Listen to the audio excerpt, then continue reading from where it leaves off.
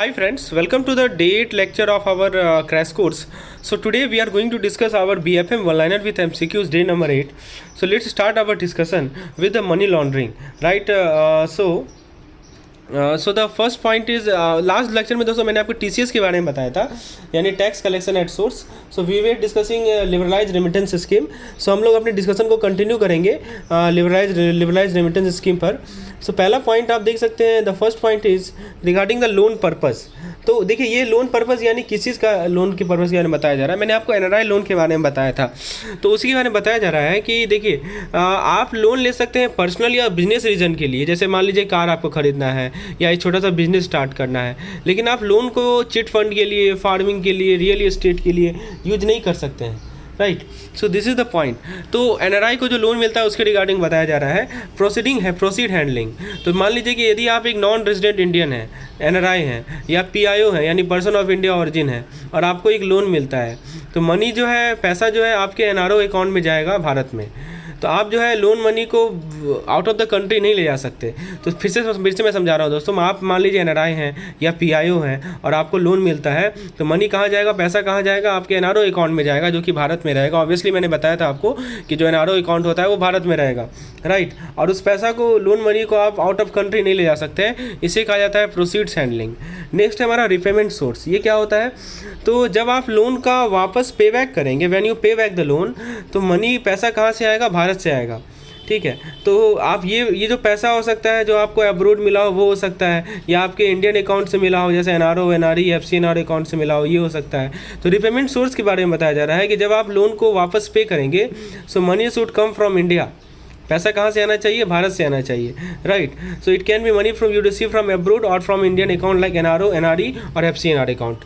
तो दोस्तों FEMA account की बात करें तो फेमा के बारे में बताया जा रहा है कि फेमा 1999 में 1999 में एक चेंज लाया गया जो हमारा फॉरेन एक्सचेंज से रिलेटेड लॉ था. इससे पहले इनका फोकस था कि हम लोगों को पनिश करें जो रूल को ब्रेक करते हैं. अब इनका ज़्यादा फोकस था कि हम सब कुछ सही तरीके से करें, रूल्स को फॉलो करें. FATF क्या होता है, FATF होता है फाइनेंशियल एक्शन टास्क फोर्स. ये ग्लोबल टीम होती है जो कि फाइट करती है मनी लॉन्ड्रिंग के अगेंस्ट और टेररिस्ट फाइनेंसिंग के अगेंस्ट. तो ये लोगों को रोकती है डर्टी मनी को यूज करने का गलत चीज़ों के लिए. जैसे ये श्योर करती है कि बैंक जो है स्ट्रिक्ट रूल फॉलो करे ताकि क्रिमिनल को रोक सके पैसा को मूव करवाने में. नेक्स्ट है PMLA, prevention of money laundering act. ये भारत का लॉ है जो कि 2005 से लागू हुआ था, और इसका मेन पर्पज़ है कि लोगों को इलीगल मनी जो लीगल दिखता है उसको रोके, और यदि कोई पैसा अर्न करता है इलीगल एक्टिविटीज से, तो ये लॉ अलाउ करता है कि सरकार जो है अपने फैंसी थिंग जैसे कार, हाउसेस को वापस ले ले.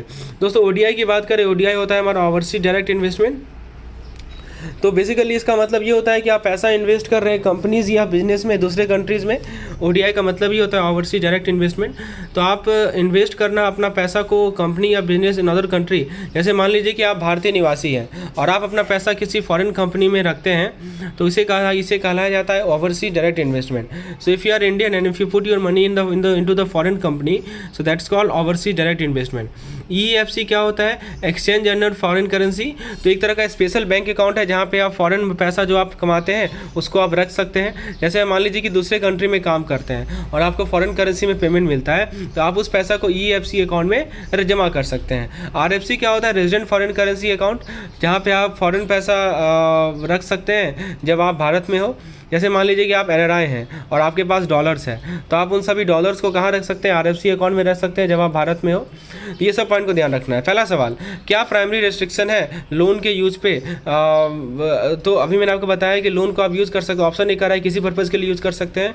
लोन को पर्सनल नीड के लिए यूज़ किया जाएगा, लोन को पर्सनल और बिजनेस नीड के लिए यूज़ किया जाएगा, लेकिन चिट फंड, निधि फंड, एग्रीकल्चर, रियल एस्टेट के लिए यूज़ नहीं किया जाएगा. ऑप्शन C सही जवाब है. नेक्स्ट क्वेश्चन है कि लोन प्रोसीड को कहाँ क्रेडिट किया जाएगा, NRI और PIO क्या.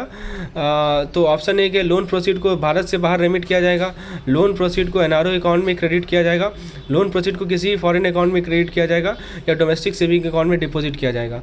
सो दोस्तों जहाँ तक बात है लोन प्रोसीड का, so loan proceed must be remitted outside India. तो देखिए ये आपके NRO अकाउंट में क्रेडिट होगा. जो NRI और PIO है, लोन प्रोसीड उनके NRO अकाउंट में क्रेडिट होगा.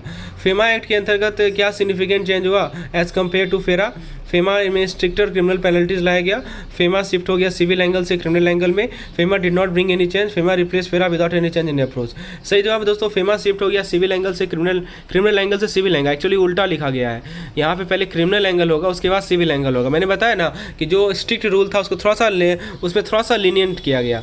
नेक्स्ट क्वेश्चन है कि prevention of money laundering act कैसे कब से इफेक्टिव हुआ। तो ऑप्शन है 1 जुलाई 2005, 1 जनवरी 2000, 1 जुलाई 2002, 1 जनवरी 1999। तो मैंने आपको बताया 2005 से ये लागू हुआ था, और खासकर यदि डेट की बात करें तो 1 जुलाई 2005 से। ODI का फुल फॉर्म बता दीजिए। Overseas direct investment, option number B is the correct answer. EFC और RFC का फुल फॉर्म बता दीजिए। Exchange general foreign currency account, और RFC होता है resident foreign currency account. So option number C is the correct answer. So now friends, if you want this type of lecture for all the subjects, we have CIB crash course for you. In this crash course what you get unit wise theory PDF, MCQs PDF, and also you get one liner. One liner is prepared in such a manner that you only need to afford daily 1 to 2 hours of study and 1 to 2 hour of MCQ solving for all the subjects, and you will be go through. तो इस तरह से design किया गया है दोस्तों crash course को कि आप यदि जितना MCQs में प्रोवाइड करा रहा हो अपने पेड मेंबर को, केवल उतना MCQs कर लें। जो हमारा क्वेश्चन बैंक है, डेली क्वेश्चन सेट है, और जितना मैं आपको वन लाइनर प्रोवाइड कर रहा हूँ, वीडियोस देख लें तो निश्चित रूप से आपके लिए सफिशिएंट जानकारी है जिससे CIB आप क्लियर कर सकते हैं। इसमें हम लोग न्यूमेरिकल वीडियोस भी कवर कर रहे हैं, केस स्टडीज भी कवर कर रहे हैं, और थ्योरेटिकल तो कवर कर ही रहे हैं। So if you want to avail this crash course, what you need to do, you need to install our app, और for any inquiry you can WhatsApp me on this particular number shown on the screen. Now let's continue our discussion on correspondent banking. दोस्तों correspondent banking में क्या बताया जा रहा है कि correspondent bank एक तरह के मिडिल मैन होते हैं बैंकिंग के वर्ल्ड में। ये वो बैंक होते हैं जो कि सर्विस प्रोवाइड करते हैं दूसरे बैंक को अलग कंट्री में। फैसिलिटेटर कौन होते हैं, तो ये जो मिडिल मैन बैंक होते हैं ना, ये हेल्प करते हैं पैसा भेजने का कंट्रीज़ के बीच में, बिजनेस डील को हैंडल करते हैं और इंपॉर्टेंट डॉक्यूमेंट्स को कलेक्ट करते हैं, इन्हें कहा जाता है फैसिलिटेटर। नेक्स्ट है एक्सेस टू फॉरेन मार्केट। तो रेगुलर बैंक कॉरेस्पॉन्डेंट बैंक को यूज़ करते हैं ताकि फॉरेन कस्टमर के साथ कनेक्ट कर सकें और दूसरे कंट्री में बिजनेस कर सकें। नेक्स्ट है रिलेशनशिप टाइप। तो दोस्तों कॉरेस्पॉन्डेंट बैंक का मतलब ये हुआ कि दो बैंक का स्पेशल कनेक्शन है, जैसे इनका शेयर्ड अकाउंट है या एक बैंक का अकाउंट है दूसरे बैंक के साथ, इसे कहा जाता है रिलेशनशिप टाइप। नेक्स्ट है बैंकिंग नीड सर्विसेज। मतलब दोस्तों एक तरीका होता है बैंक को इंटरनेशनली चीज़ें करवाना बिना अकाउंट ओपन किए हुए सभी जगह। इमेजिन कीजिए कि आपका एक नया बैंक अकाउंट है, ठीक है, आपको एक ओपन करना है एक नया बैंक अकाउंट हर एक समय पे जब आप वैकेशन पे जाते हैं। ये प्रैक्टिकल है क्या? आप अगले साल स्विट्जरलैंड गए, आप गए कहीं और, तो किसी और कंट्री में, तो is not possible to open a bank account in every place. So local agent का मतलब क्या होता है कि फॉरेन कंट्री में लोकल बैंक जो है हेल्पर के रूप में काम करते हैं इंटरनेशनल बैंक के लिए, और वो लोकल टास्क करते हैं, फी चार्ज करते हैं अपने सर्विस के लिए। कॉस्ट एंड कन्वीनियंस की बात करें तो दोस्तों कॉरेस्पॉन्डेंट बैंक जो है रेगुलर बैंक को बहुत पैसा बचाते हैं। उन्हें ब्रांच ओपन नहीं करना पड़ता है सभी जगह पे, जो कि एक्सपेंसिव होता है। साथ ही साथ ये हेल्प करता है उन्हें अपॉर्चुनिटी एक्सप्लोर करने में around the world without a lot of extra cost and challenges. So friends, now for the first question, what is the primary role of correspondent bank of offering service to the individual customer in foreign country, providing loans to the international businesses, offering service globally to bank operating in foreign country, managing international currency exchange rate. तो correspondent banking का primary role ये है कि वो service offer करता है globally to bank operating in foreign country. Option C is the correct answer. Correspondent bank typically कौन सा टास्क हैंडल करती है इंटरमीडिएटरी के रूप में?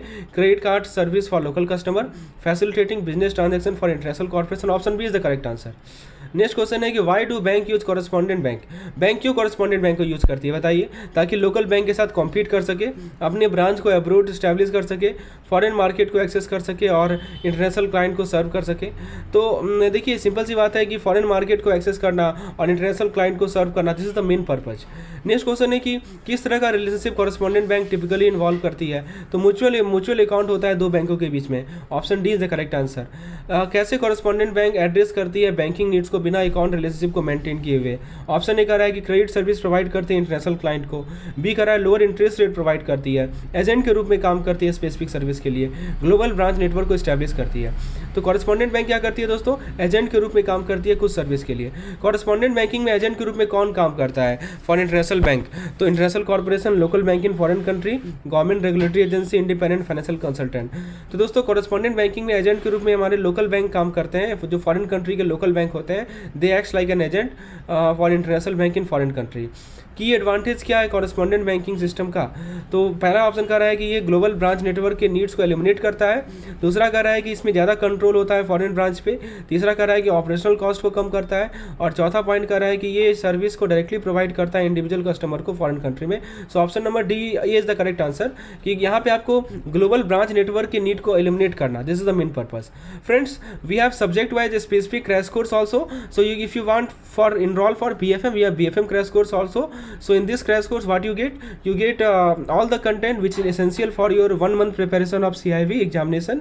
इसमें दोस्तों आपको वन लाइनर के वीडियोस, साथ ही साथ आपको MCQs मिलेंगे।